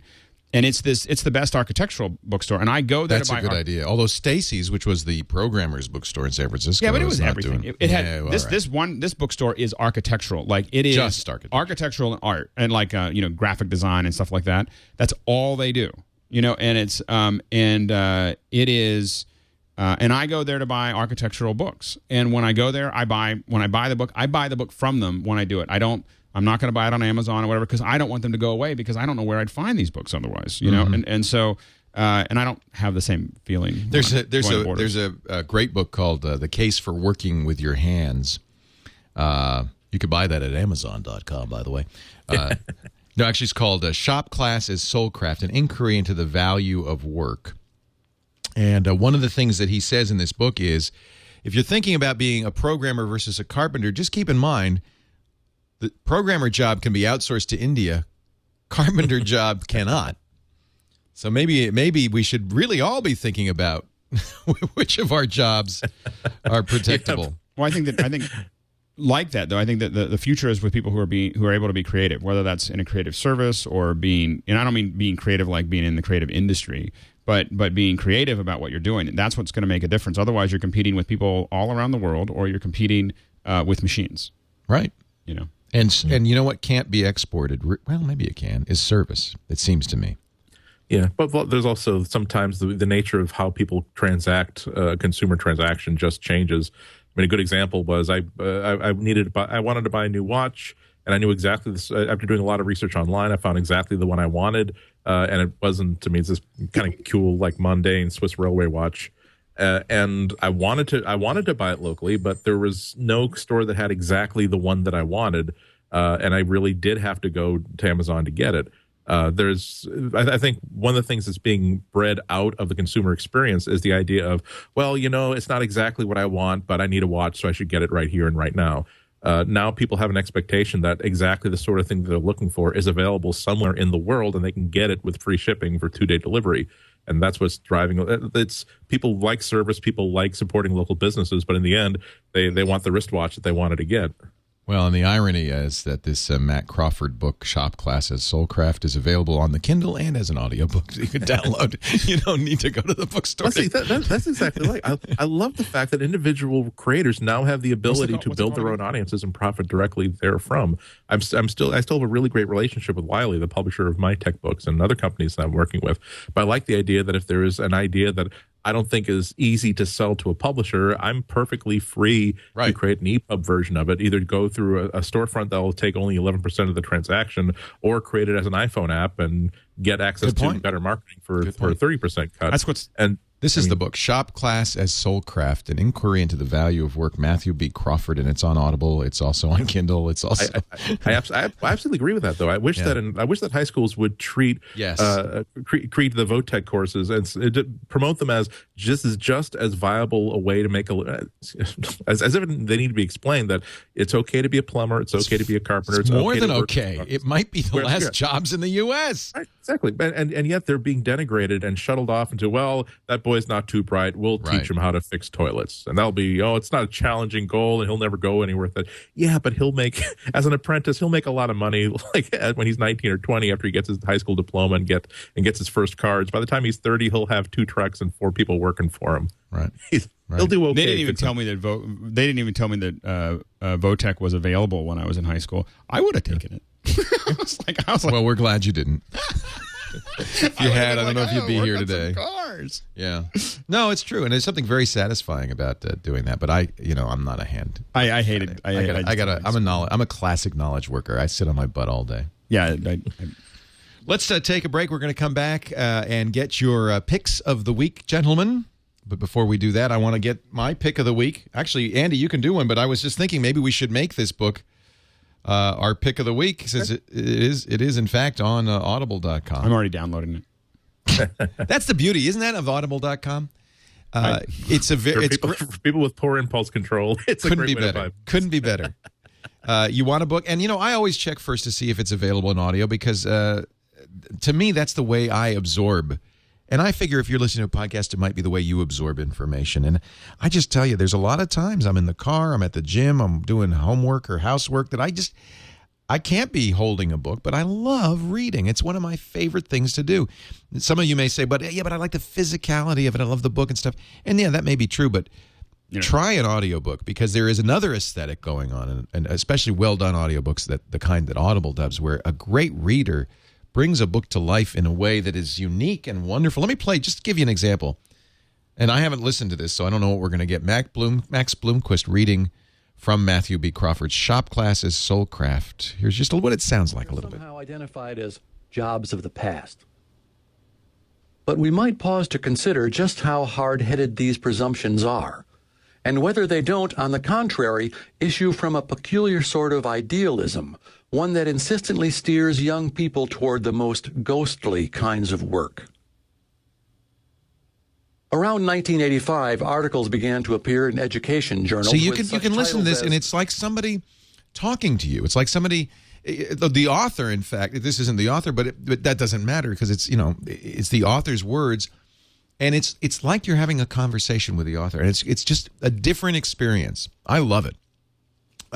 Go to audible.com right now. Actually, go to audible.com/MacBreak right now, and you can get your first book free. You'll be signing up for the Gold account, which is a book a month. First one's free. You keep it even if you cancel at any time. I'm afraid that I view reading now the way I view driving. Driving to me is just burning time. And if I'm sitting there with a book, I'm afraid that I view it like burning time. Like I could be doing something while I'm reading this. I could be cleaning, or I could be working out in the yard. It changes your perspective. I'm like, I'm unitasking. I'm only doing one thing at one time. No, you're bad. That's bad. I have never burned through more reading books in my life since I acquired my Kindle and since the Kindle app appeared on the iPhone, sirs. It's true. Hail the written word. Well, I think making it available. I raised my Diet Cola in my Houston area Apple user group mug to the concept of words on pages. They missed a bet adding the area and Apple. If we're just the Houston user group, it'd be Hug. What? But then it's Hog.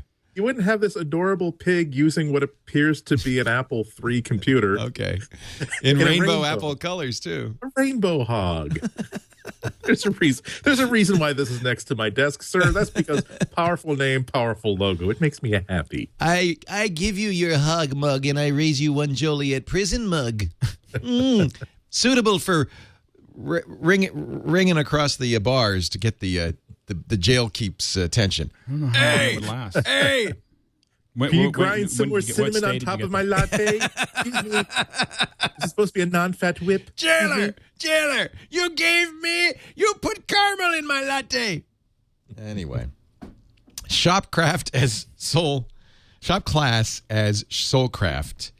I think a very provocative book for those of us, and I know most of you are in this category, who are knowledge workers about the value of handwork. And even if it's just a hobby, there is something about doing it with your hands. I like to do it with my hands. I have a show title. Yes. Ding ding ding ding ding ding. I like to. I think Rudolph is on the roof. Go ahead. There's definitely something about I'm getting back into farming. But there is definitely something about the physicality of it that when I left the farm, many years ago, I was like, I am never right. Like when I leave, I am never touching an animal again. Yeah. Like ever. I'm just never going to touch one. It's in your blood. And now I'm finding myself, I'm buying chickens in the spring. And my father was a professor, so scrawling marginalia with a quill pen is in my blood. That's handwork for me. Audible.com/MacBreak. Your first book is free. Take a look. There's a great selection of 65,000 wonderful titles waiting for you at audible.com/MacBreak. So, Andy, I gave you the week off for your pick of the week. You can save that for next week. That's okay. I'll just recommend A Child's Christmas in Wales next week after Christmas. That would be good too. Is it Dylan Thomas reading it? Dylan Thomas reading A Child's Christmas in Wales. Actually, this can be just a short and sweet one. No, do recommend this. He's narrating it. It's 40 minutes. Given how many times I've really stuck it to audible.com suggesting that people download 18-hour, 20-hour, 24-hour books as their Audible books.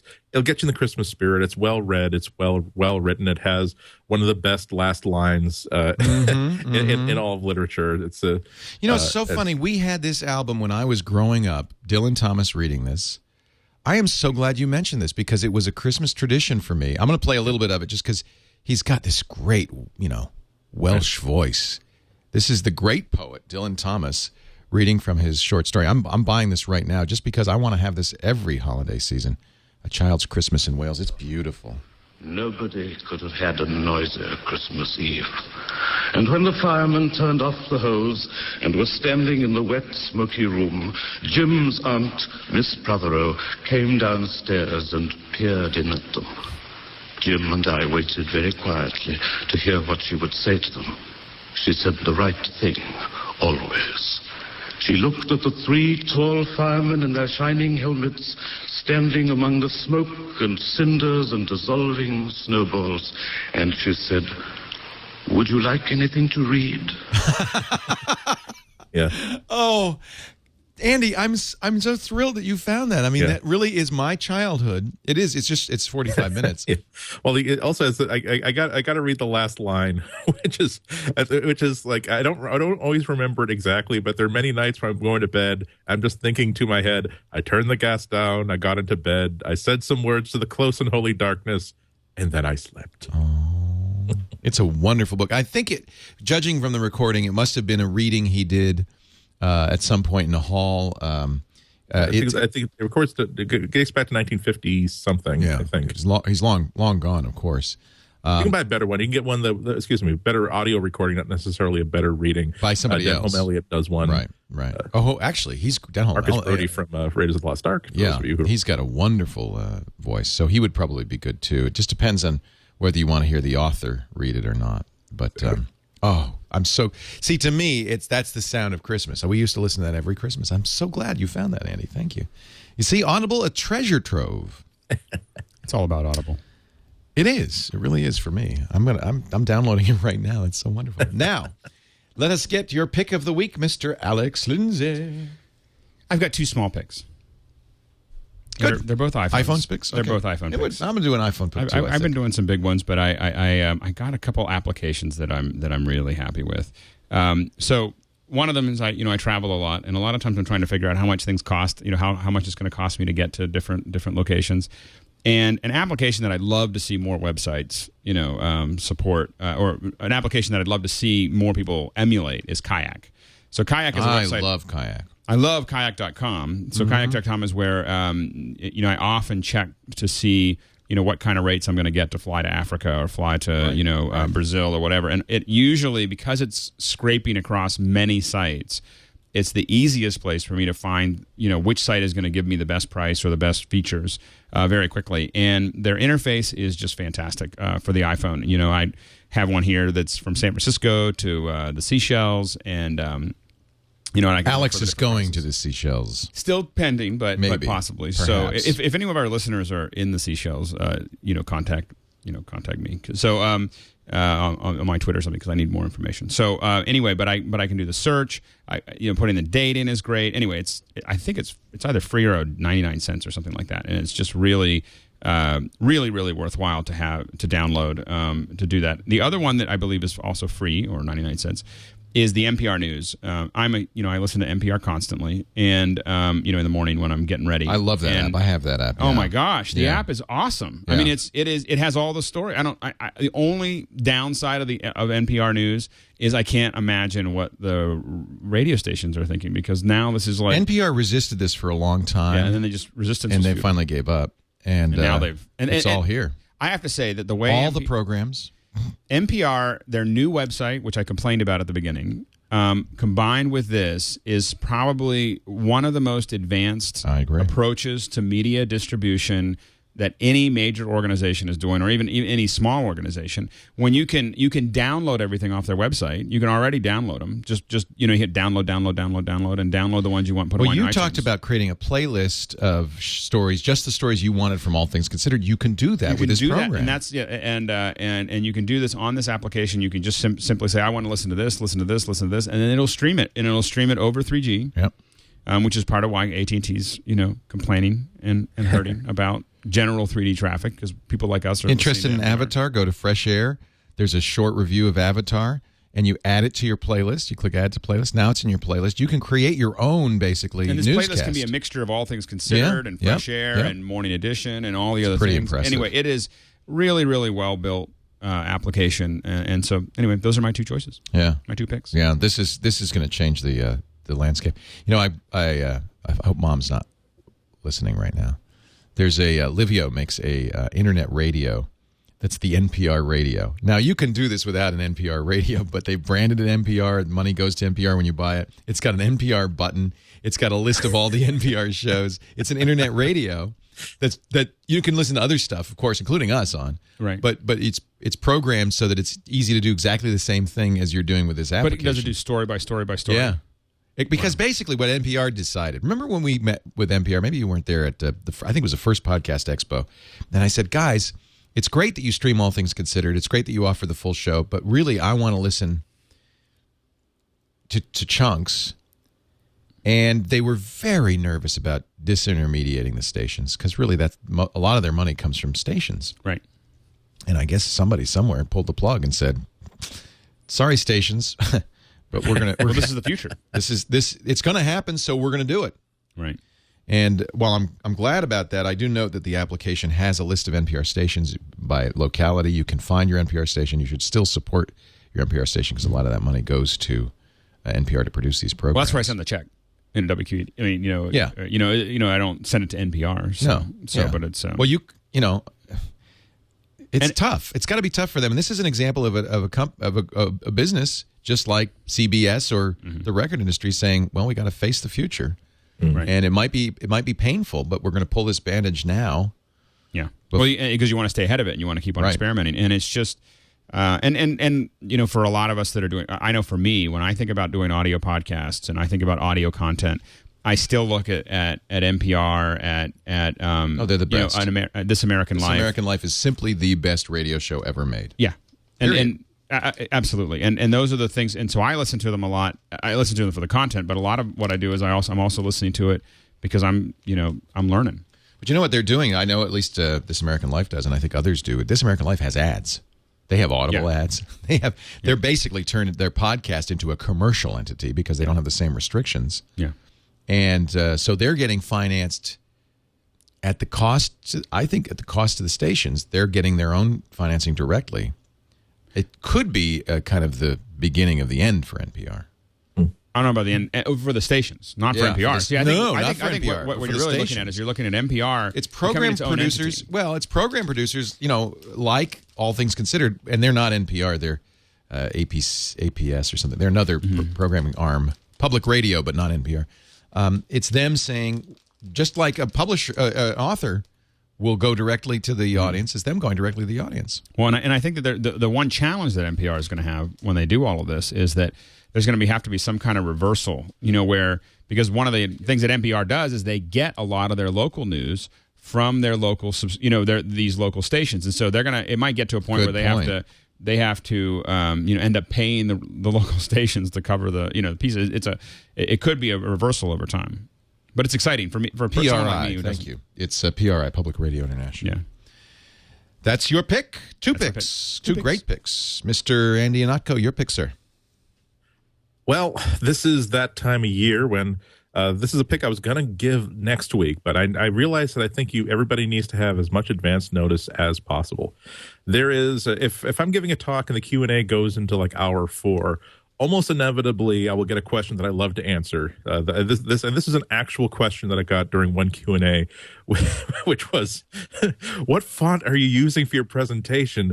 It's like Comic Sans, only it doesn't suck. At which point I told them that, well, there's a really great company called Comicraft. They have a website called comicbookfonts.com in which they sell all kinds of really cool hand-lettered fonts and display fonts and just special effects fonts.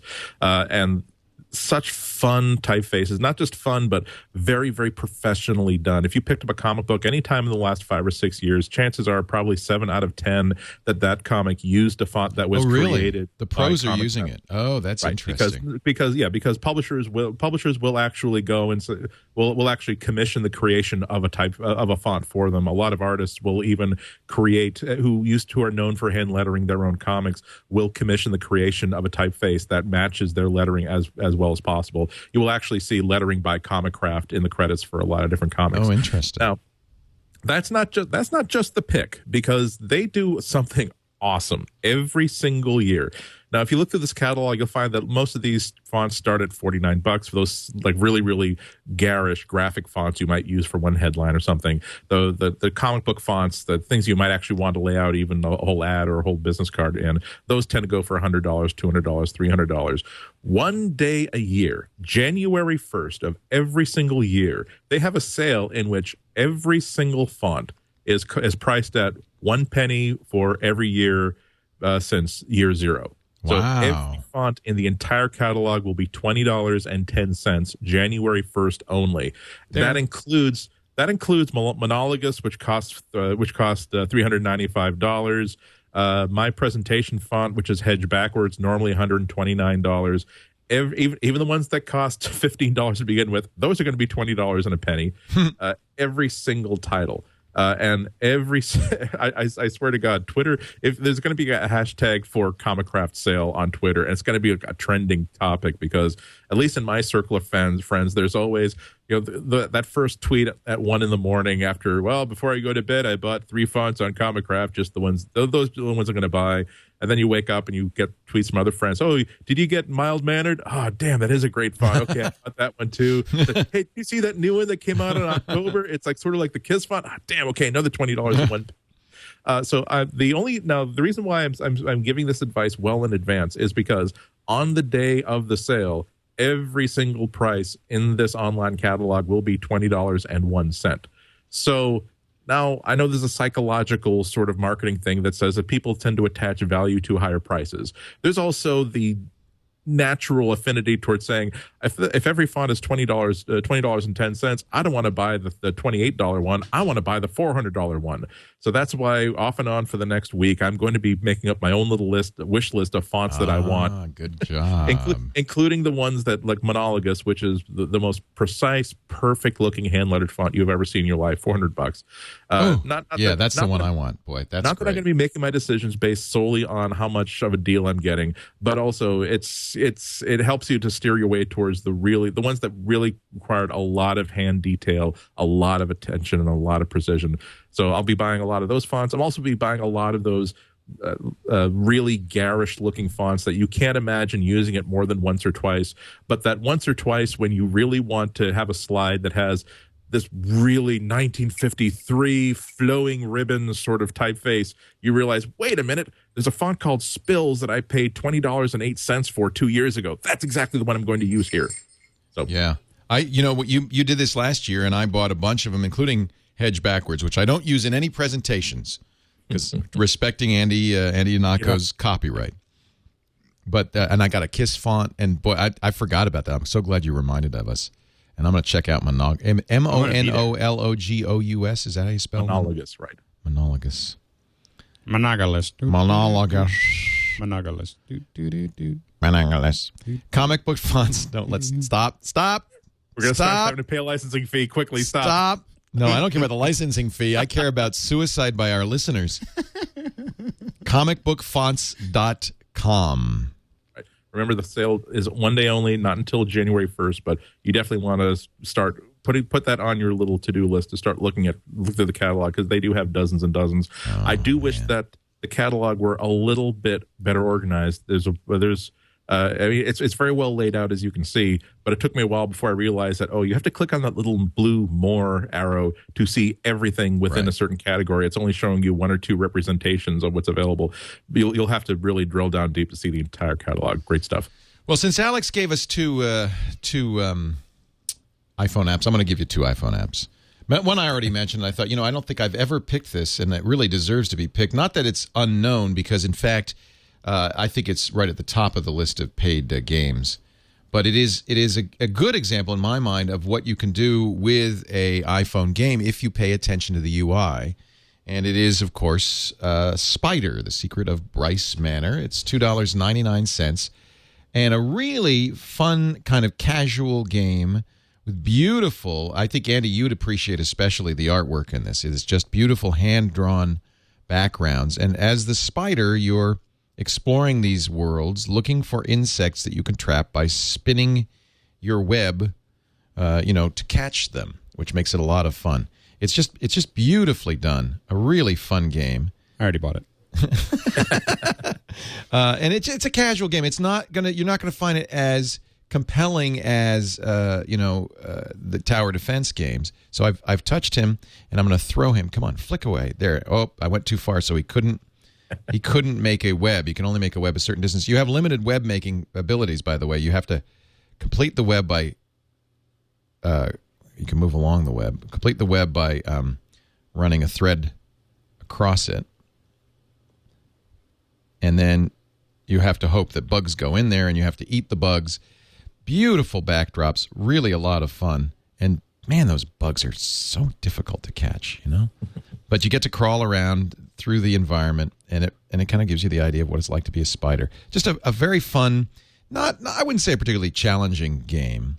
And there's no online play capabilities or anything like that. It's just pretty to explore the environment. So that's the first one.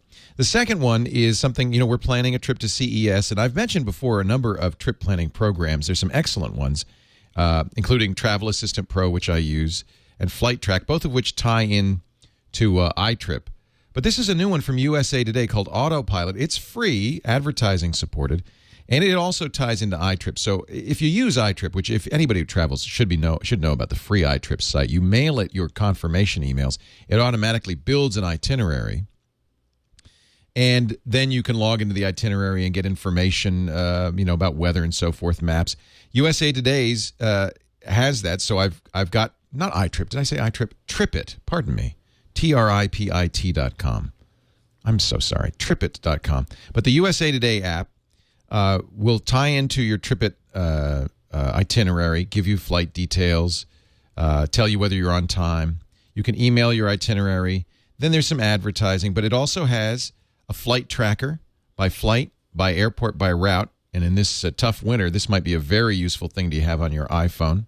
So it also gives you a map of delays. So from flightstats.com. So you can see all over the country which airports are on time, which are not. You can get more details on the delays, how long they are, and so forth.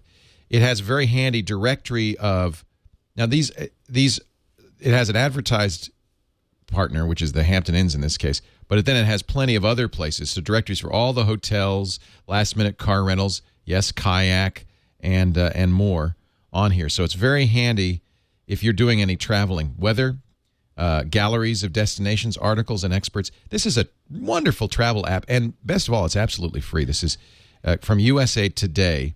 It's called Autopilot. So there's a free one and a game that's $2.99, a couple of really useful iPhone apps.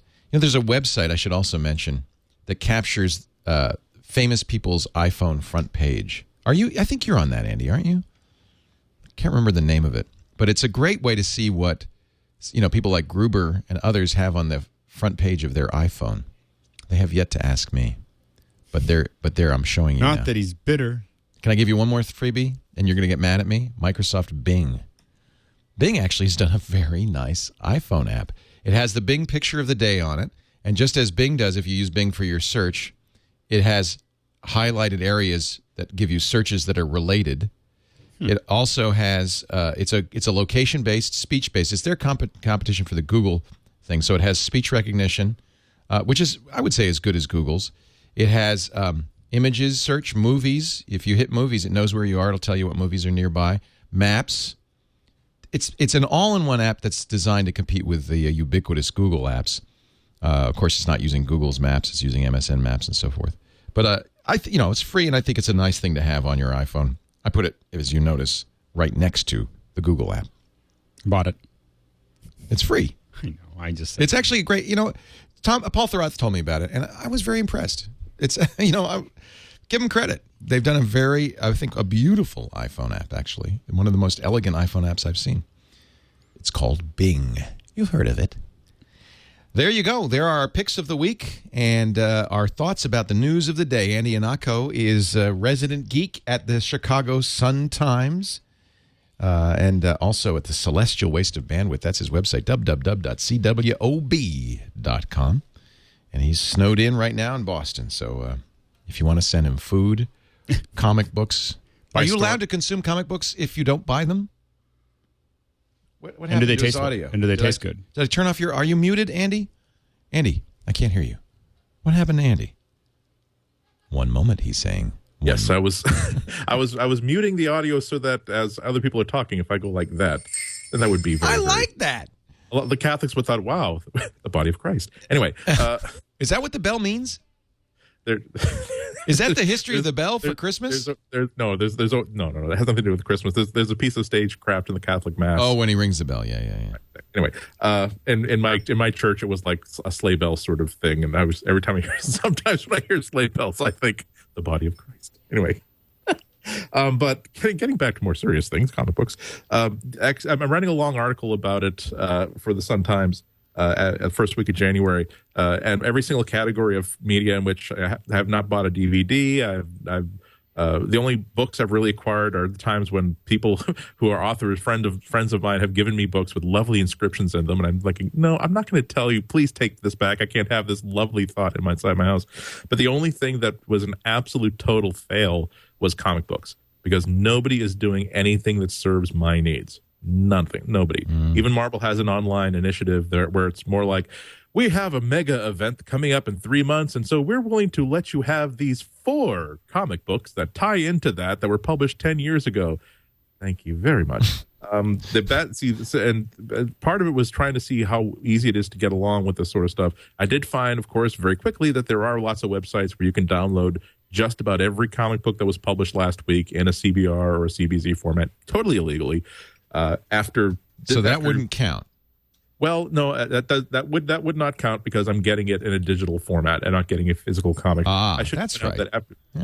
I should point out, though, that after I pretty much confirmed that it works and confirmed that, yes, these are readily available, then I kind of stopped downloading comics illegally because I felt pretty skeeved about it. But you could just download them this year and pay for them next year.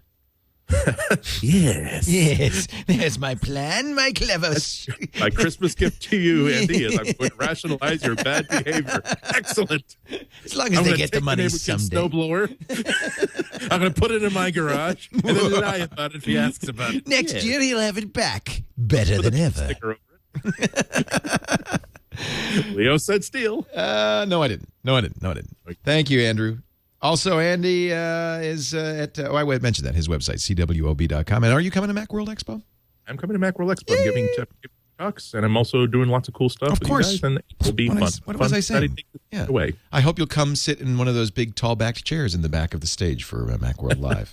See, the only thing that worries me is that the stage setup that you've described sounds like a hypnotist, like one of those R-rated hypnotist acts. Yes, yes. You are getting sleepy. Now one of you is, now you're all getting very, very warm. The heat in the room is so high, you just start having to take off your clothes.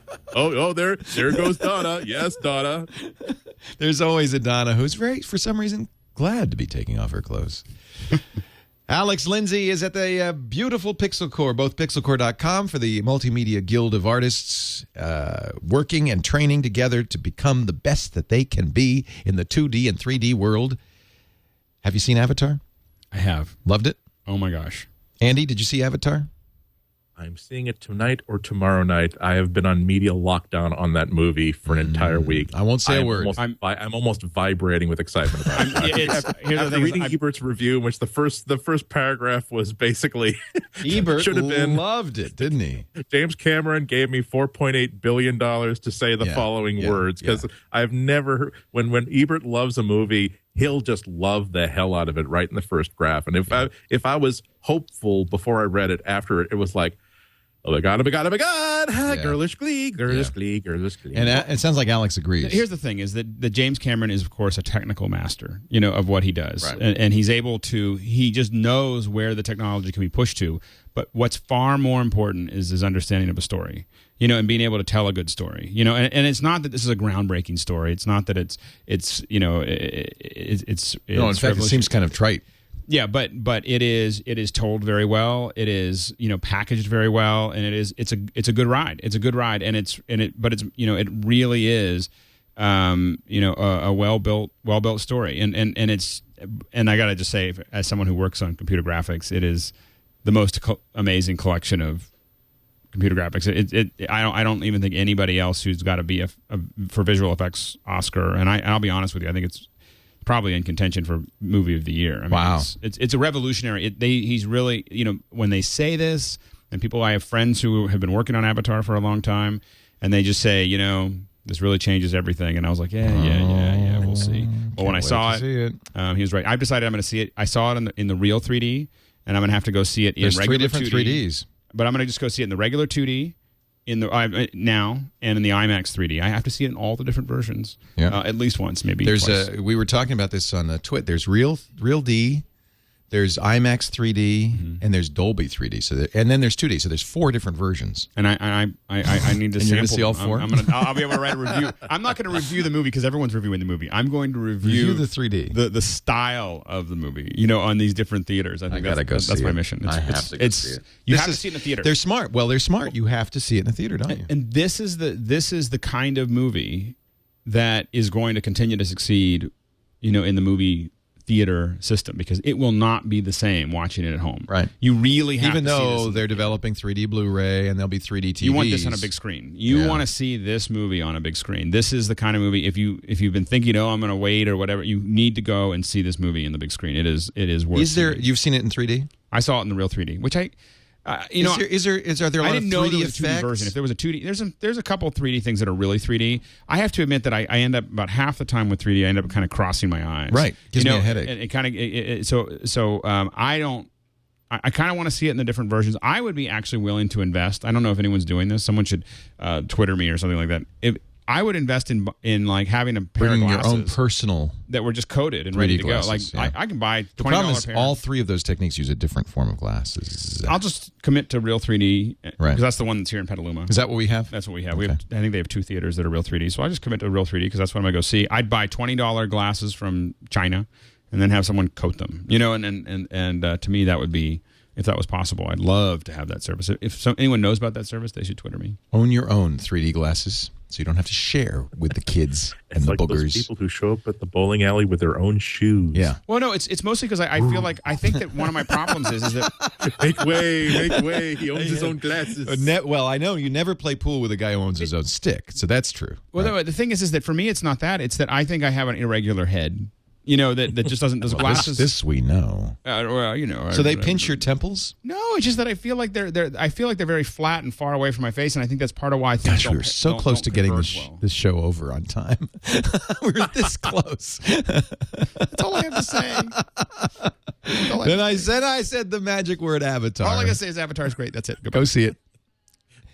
Thanks, folks, for being here. We really appreciate it. We do this show live every Tuesday at 2 p.m. Eastern, 11 a.m. Pacific, 1900 UTC at live.twit.tv. You can now see it in video on twit.tv, soon to be on iTunes. It's certainly on Roku and all the other things if you have the media player or you just get the Roku Twit channel, Popcorn Player, Yahoo Widgets, TVs as well, and